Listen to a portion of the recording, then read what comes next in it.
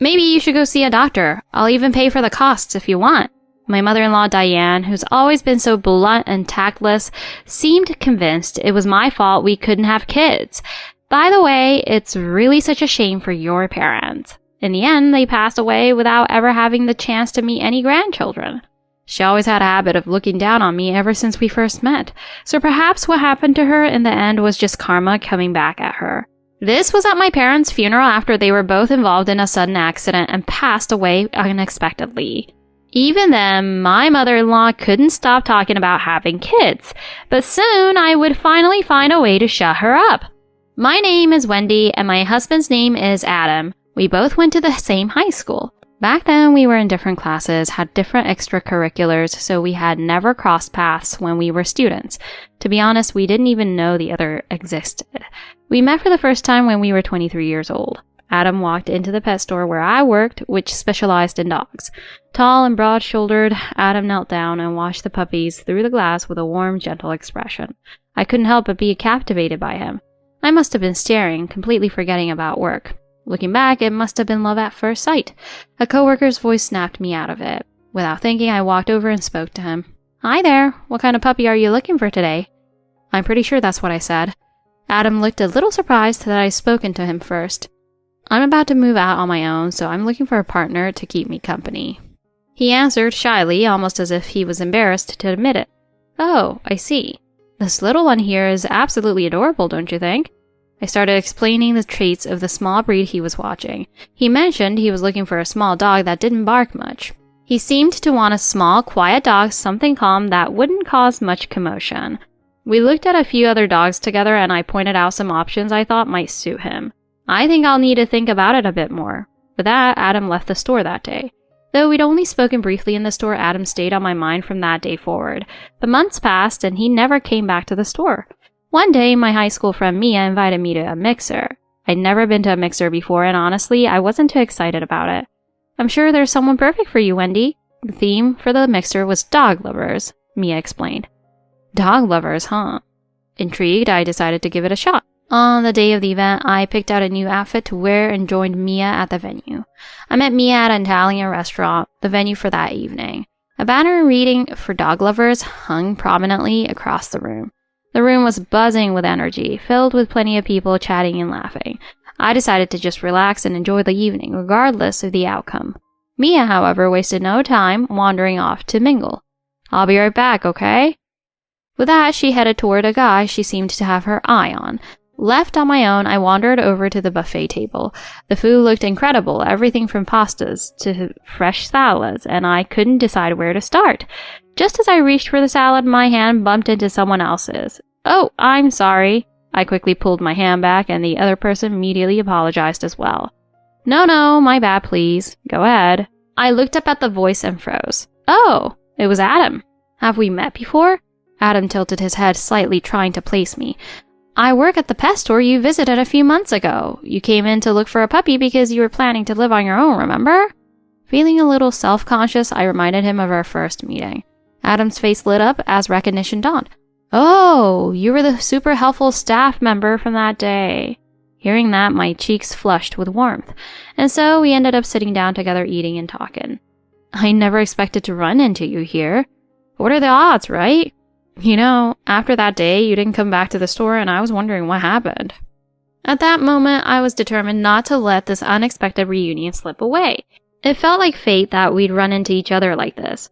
Actually, I ended up not getting a puppy from the pet store. Adam then explained why he hadn't returned to the store. "A few days after I went to your shop, I saw a flyer at the grocery store about a rescue dog adoption event, so I decided to check it out." Apparently, it was shortly after his visit to my store that he came across the flyer and went to the event. That's where I met this little brown miniature dachshund. The dog had been surrendered because its previous owner became too ill to care for it. Adam said he immediately felt a connection with the dog. I visited her a few times and built a bond with her. Eventually, all the paperwork went through, and just last week, he brought her home. "Oh, that's so sweet. Did you give her a name yet?" "Yeah, I named her Coco." Adam showed me his phone where a photo of Coco was set as his wallpaper. She has sleek fur, the color of chocolate, and was absolutely adorable. "I know, it's not the most creative of names, but it suits her." He chuckled shyly, and I couldn't take my eyes off his warm smile. True to the theme of the event, we spent most of our time talking about dogs. I was nervous, so I ended up drinking a little more than usual. As we talked, we discovered that we'd gone to the same high school and were even in the same graduating class. What? No way! Are you serious? Yeah, it's true. What a crazy coincidence. With so many students in our school, it made sense that we never crossed paths since we weren't in the same classes or activities. Our conversation flowed so naturally that before long we were speaking to each other like old friends. I knew I couldn't let this opportunity pass me by, so I decided to take a bold step, with a little help from the wine. Adam, ever since I met you at the pet store, I thought you were amazing. Running into you here feels like fate. We're the same age, went to the same school, and we both love dogs. I don't want this to end as just a one-day connection. I was so nervous that the words just kept spilling out. My nerves were getting the best of me, and I couldn't stop talking. It felt like the noise around us faded away, leaving only the sound of my own racing heartbeat. The moment before Adam answered felt like an eternity, so I took another sip of wine to calm my nerves. So, how about we go on a date sometime? I was so surprised by his suggestion that I almost dropped my glass. Caught off guard, I couldn't respond right away. Hey, no pressure. It's totally fine if you're not interested. Adam smiled kindly, patiently waiting for my answer. Yes, I'd love to. And just like that, we exchanged numbers and left the venue. Of course, the first person I told about this was Mia. What? That's amazing. I'm so happy for you, Wendy. When I shared what happened with Adam, Mia pulled me into a big hug. By then, we'd both had a little too much to drink, so things got a bit silly. Unfortunately, things didn't work out between Mia and the guy she'd been eyeing. To cheer her up, we headed to a nearby bar and had a great time together. Before I knew it, the day of my first date with Adam had arrived. I had put extra effort into getting ready for this day. I bought a new outfit, got my hair done, and spent the morning carefully getting ready. It had been a long time since I'd put so much effort into my appearance. For our date, we decided to go to the aquarium. We spent the day looking at the fish, participating in feeding sessions, and enjoying the dolphin show. It was such a fun time, and I didn't want the day to end. I realized that being around Adam made me smile effortlessly. The more time I spent with him, the more I wanted to know about him. After the dolphin show's night performance, it was time for us to say goodbye. I didn't want to let this opportunity slip away, so I decided to confess my feelings. Adam, I'd really like to continue this relationship as your partner. Adam looked startled for a moment at my sudden confession. Partner, huh? Sounds almost like a proposal. He laughed softly, making a lighthearted comment about my phrasing. I had to remember the words he used back at the pet store. How he said he was looking for a partner. Recalling that, I used the same term, but now I felt a wave of embarrassment rising. I quickly covered my face with my hands, trying to hide my blush. I want to spend more time with you too, Wendy. Actually, I felt that way when we met at the mixer, but I didn't want to say anything at the time because I didn't want alcohol to cloud my judgment. Hearing his thoughtful response, I couldn't help but fall for him even more. And just like that, we started dating. Afterward, we went on many dates to get to know each other better. Adam worked as a buyer for a well-known department store, and his dedication to his work was admirable. On weekends, we'd visit the amazing restaurants Adam discovered or take Coco for relaxing walks. Eventually, at the age of 25, we decided to get married. It had been a dream come true to marry someone as kind and dependable as Adam. I was genuinely happy. Little did I know that my relationship with my mother-in-law would soon become a source of deep frustration. We successfully registered our marriage and began planning for the wedding ceremony. When we visited Adam's family home, his mother Diane handed us a wedding venue brochure with a smug expression. Here, I already researched this place for you. She hadn't consulted us at all and had already decided on the date, budget, and venue. Thank you. I thanked her, though I was taken aback. Adam, on the other hand, seemed happy to take the brochure. In the end, we went along with his mother's plan for the wedding. I had never been keen on having a big wedding in the first place. If anything, I found the thought of all the planning and preparations overwhelming. But since Diane had already done so much and Adam seemed excited, I decided to go along with it. In the end, the wedding was a lot of work to prepare for, but the joy of being celebrated by my friends made it all worthwhile. I didn't feel resentful about Diane planning most of it, and we were able to enjoy a wonderful wedding day. But as soon as it came time to discuss payments, Diane's attitude completely changed. Wendy, seemed like you had more attendance on your guest list, right? She used that as an excuse to reduce her share of the payment, claiming that I should pay for according to the number of guests I had invited.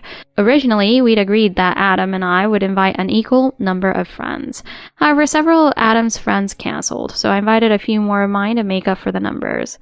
Knowing this, I was shocked that his mother would suddenly bring it up as an issue. Still, I didn't want to argue about money over what was supposed to be a once-in-a-lifetime event. So I decided to pay the difference myself and move on. 1 year after we got married, we moved into a vacant house next to Adam's parents' home. When Adam's job transferred him to a location near his parents, his mother asked us to live next door. Since Adam's father had recently passed away due to illness, we felt uneasy leaving his mother alone, so he didn't hesitate to agree. I was able to transfer to a branch of the same pet shop chain near his new workplace. Of course, Coco moved with us and had grown completely attached to both of us by then. Living next door to Adam's childhood home meant I ended up seeing his mother all the time. She started dropping by unannounced whenever she felt like it. It's been a year since you got married and still no grandkids? Every time she visited, it was always about children. At first, I tried responding with vague answers like, we're just waiting for the right time. But hearing the same thing over and over again started to get really annoying. I decided to drop a sarcastic hint that she was becoming a source of stress. Maybe it's all the stress since we moved here. Of course, my mother-in-law didn't catch on to the sarcasm at all. Why don't you go to the doctor, Wendy? I'll even pay for a specialist visit if you want. She was completely unwilling to consider that her son might be the reason we hadn't had children yet. What she didn't know was that Adam and I had already been to the doctor. Adam, being the supportive and kind man he was, had gone with me and was fully on board with the process. It was during those visits that we learned about Adam's infertility. Sure, I'll think about it, I answered without even looking her way, keeping myself busy with housework. Adam just gave an awkward smile, not saying anything. After saying her piece, my mother-in-law left as abruptly as she had arrived. 2 years into our marriage, and now 27 years old, we still haven't been able to conceive. One day, my mom came over for a visit. Though she didn't visit often, Coco wagged her tail excitedly and ran to greet her. Unaware that my mom was visiting, Diane showed up unannounced as usual. By now, Coco had learned to recognize her footsteps and started barking whenever she approached.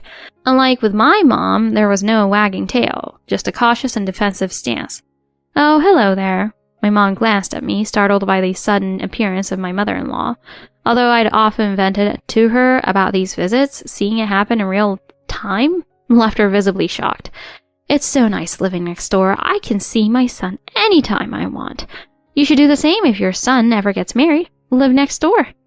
My mom put on a polite smile and handled her with grace. Meanwhile, Adam seemed to think it was best to stay out of it and retreated to another room to play with Coco. I did have a younger brother, Travis, who was 2 years my junior, but even if he lived next door, my mom wasn't the type to show up unannounced like this. Thinking that to myself, I brought out some tea for Diane. It's so sad for us not to have a grandchild to dote on yet.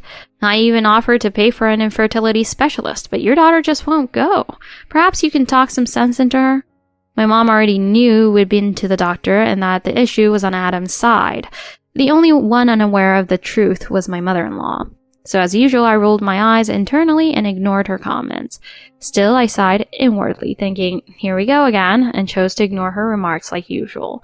But my mom wasn't about to let it slide. Maybe the reason they're struggling is because people like you keep pressuring them unnecessarily. My mom sipped her tea calmly, her tone measured yet firm. What did you say? Clearly not used to being challenged, Diane's face turned red, but my mom didn't even glance at her and continued speaking. I didn't let Wendy marry your son so she could give you grandchildren. As long as Wendy and Adam are happy, that's all that matters to me. My mom smiled gently as she spoke, but I could tell she was deeply upset by my mother-in-law's comments. Oh dear, look at the time. I just remembered I have something to do. Diane hurriedly made an excuse and retreated back to her house. Watching her leave gave me a small sense of satisfaction. Thanks, Mom. I made sure to express my gratitude. Thanks to my mom standing up for me, Diane stopped coming over whenever she knew my mom was visiting. She must have found it too uncomfortable to face my mom again. Even with the occasional visits from my mother-in-law, Adam and I continued to enjoy a happy life together. As for kids, we knew we still had time and decided to approach it at our own pace without rushing. Still, Diane's constant nagging about grandchildren only grew worse over time. One day, as usual, Diane showed up without warning. As always, Coco didn't wag her tail, but barked loudly to let us know she was here. By then, I was so used to these visits that I approached them with zero emotion, just going through the motions. I brought a little present for you today. She often brought over gifts, but they were never things she bought specifically for us. They were always hand-me-downs or items she didn't want or need herself. Things like towels and patterns she didn't like, skincare products that didn't suit her, or bars of soap so old I couldn't tell when they were purchased. I assumed it would be the same kind of things this time too, and prepared to give her a perfunctory thank you. Thank you! But this time, what she brought was completely different. I just know this will be perfect for you. She held up baby clothes, a full set of them. There were onesies, tiny socks, a baby blanket, diapers, all things you'd buy only after finding out you were pregnant. Even I was stunned into silence. These were all things Adam and I would have wanted to choose together if the time ever came. To top it off, everything was monogrammed with the name Jacob. The firstborn should be a boy after all. When the baby is born, you should use this name. I even went to a famous fortune teller for a name reading. She even added that having a girl would be pointless. I couldn't believe that she went so far as to say that having a girl would be meaningless. Adam, standing nearby, just laughed awkwardly, not saying a word. At that point, I couldn't hold back my frustration any longer. The child I'll give birth to is my child, not just your grandchild. I grabbed the items, handed them back to her, and pushed her out of the door. After she left, I turned my anger toward Adam. Hey, don't just stand there and smile like this has nothing to do with you. Why don't you speak up for once? She's your mom, isn't she? My words came out harshly, fueled by frustration. This isn't just about what your mom wants. You know better than anyone that I want to have kids, but the reality is it's not happening for us. The truth was, the issue lay with Adam, but telling anyone, especially his mother, wouldn't change a thing. That's why I'd always ignored her accusations that it was my fault we didn't have kids. The least you could do is have my back once in a while. Adam had always just stood by, watching our interactions silently. My resentment toward him had been building for a while. I'm sorry. His apology snapped me out of my anger. I ended up retreating to our bedroom for the rest of the day. The next morning, I had the day off while Adam went to work. On the table, he had left breakfast and a note. In the letter, Adam expressed his apologies and gratitude to me. He promised to finally speak up to his mom. When he came home that evening, I apologized to him. We talked and agreed that as long as we could enjoy our life with Coco, that was enough. With that, we reconciled and decided to stop the stressful hospital visits for fertility treatments. Ever since I had thrown her out that day, my mother-in-law stopped showing up. I felt a little guilty for being so harsh, but life without her interference was incredibly peaceful. Then one day, someone began leaving bags of garbage in front of our house as a form of harassment.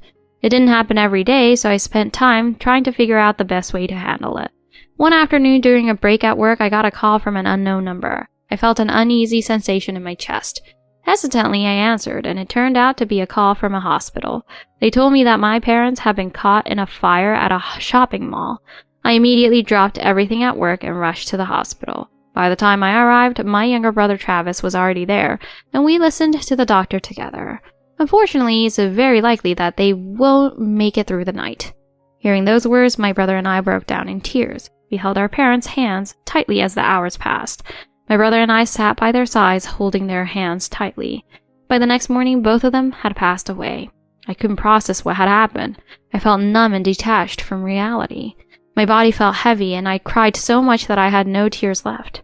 Seeing my state, Travis took charge and handled all the funeral arrangements on his own.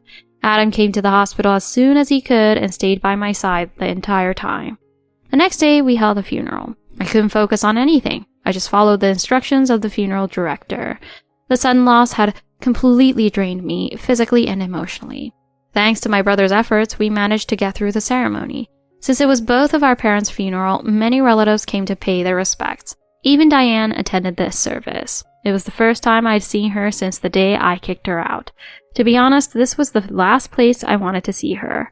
Speaking to her felt completely out of the question. Still, as her daughter-in-law, it would have seemed strange for me not to acknowledge her at the funeral. With that in mind, I reluctantly approached her to greet her. Thank you for taking the time to attend today. I bowed my head politely. When I lifted my head, her smug expression was the first thing I noticed. Such a tragedy, my dear. She dabbed at her eyes with a handkerchief in an exaggerated manner and continued. In the end, they passed away without ever meeting their grandchildren. Maybe it was karma for the way they treated me. Her words shocked me with their sheer audacity, leaving me too stunned to even feel anger. But my grief over losing my parents was so overwhelming that I didn't have the strength to respond. Don't keep moping around with that long face. The dead aren't coming back, you know. While her words could have been taken as consolation, her tone made it clear they were nothing but insults. I couldn't endure her comments any longer and decided to walk away without a word. At that moment, Travis stood up. Oh, I've got something interesting to show everyone instead. He had clearly overheard everything and stepped forward to confront her. That's the spirit. You're so much more sensible than your sister. She clapped her hands together, looking pleased with herself. The sound drew the attention of everyone in the room. Now, if you all take a look at this. My brother pulled out his phone and held it up for everyone to see. On the screen was a video of my mother-in-law scattering garbage in front of our house. Why would you have something like that? She started to sweat visibly, clearly rattled by what she was seeing. Do you know what this video is? Travis's tone was calm, but carried a sharp, cold edge as he addressed her. This is footage of this woman littering in front of my sister's house. Though his voice was composed, there was a distinct chill in his words, betraying his anger. This is fake. Anyone could make something like that. Her voice rose in panic, but it wavered, exposing her fear. This is all her doing. She set this up to frame me. She pointed at me, her glare filled with venom. We have plenty of evidence. Perhaps you have an explanation for this? Remaining calm, my brother continued to back her into a corner. The room went silent as the relatives watched her behavior in stunned disbelief. That video's probably been edited or something. She desperately tried to defend herself, but no one seemed to believe her. Eventually, she grabbed her things and hurriedly left the funeral hall. After she left, the atmosphere in the room noticeably lightened. We were finally able to say a peaceful goodbye to our parents. A few days later, I found another bag of garbage left in front of our house. It seemed she genuinely believed the video was fake and continued her harassment undeterred. I decided to consult Adam about how we should deal with her. In the end, we decided to submit the video evidence to the police. Travis helped organize all the evidence we'd collected and handed it over to the authorities. The police acted quickly, summoning my mother-in-law for questioning. The footage from the security camera was confirmed to be authentic. Experts analyzed the footage and identified her as the culprit without a doubt. Several neighbors also provided testimony corroborating her actions.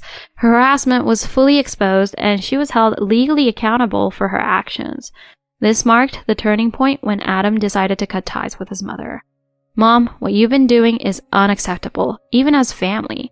I never imagined it could go this far. I can't support you anymore. From this day forward, I'm cutting ties with you. Hearing those words, I was deeply moved by Adam's determination. Why are you blaming me? It's all her fault. She pointed at me again, her face contorted with rage. You're still saying that? What you've done is despicable. Let's go, Wendy. Adam took my hand and we left her house. As we walked away, a loud noise came from the entryway. It seemed like she had tripped on the step, but I couldn't bring myself to go back and check on her. Adam and I simply walked back home in silence. Later that night, Adam's phone rang and it was a call from the hospital. The hospital informed us that his mother had indeed fallen and fractured a bone, and she was now admitted for treatment. Since Adam was listed as her emergency contact, the hospital had reached out to him. I started to worry that Adam might feel obligated to take care of her again, but his response was firm and unwavering. I'm not taking care of her anymore. I made up my mind after everything that's happened.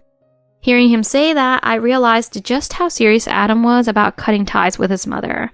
Shortly after, Adam got transferred to a new location, and we took the opportunity to start fresh far away from his family. I decided to leave the pet shop and began looking for a new job. Only after we moved did I realize just how much stress her presence had been adding to our lives. Living a life free from interference was truly liberating. A year later, I naturally conceived. And to our surprise, we were expecting twins. I became the mother of a beautiful baby boy and girl. Naturally, we didn't use the names his mother had picked out. Adam and I carefully chose meaningful names for them ourselves. Our twins have been growing strong and healthy. Adam has become more confident in expressing himself, and although we occasionally clash, we've built a strong, loving relationship. Coco has been right there with us, watching over the kids as they grow. For now, I'm focused on raising my children, but I look forward to finding new passions once they're older. Right now, my only goal is to raise them to be strong, kind individuals. At last, we had found true happiness as a family.